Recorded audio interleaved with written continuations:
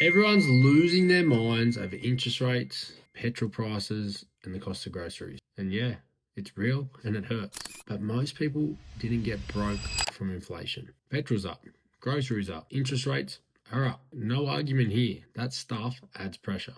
And I'm feeling it too. But let's put some actual numbers behind it. Let's say your petrol is costing you roughly $50 to $100 per fill extra at the moment with the current crisis that's going on. You feel like once a fortnight on average, 25 to $50 a week. That's what everyone's angry about. But that same person, and it might be you, spends $250 every weekend on a binge drinking session, $150 on takeaway through the week because they couldn't be fucked making their meals, and a bunch of subscriptions they don't even know they have anymore. But somehow it's just petrol that's the problem. The average household that I see is leaking on average 15% to 30% of their net income on shit that simply just is due to not living consciously. Absolute rubbish, unconscious spending, no purpose, and zero strategy. Let's say a household earns $250,000 a year as a household before tax gross. After tax, let's call it 160, 180 in the bank. You're wasting even 20% of that. That's $3,000 a month or $36,000 a year. That's the average. And these are from people who are ready to take control with their lives. So they're a little bit ahead of the most people who just aren't thinking at all. That's not over a lifetime either. That's every single fucking year. But they're stressed about the $25 a week extra in petrol. And that 36K doesn't stop at 36K. It's not just spending. It's what that money could have done. $36,000 a year invested at just 7% over a 20-year period. That's pushing close to $1.5 million.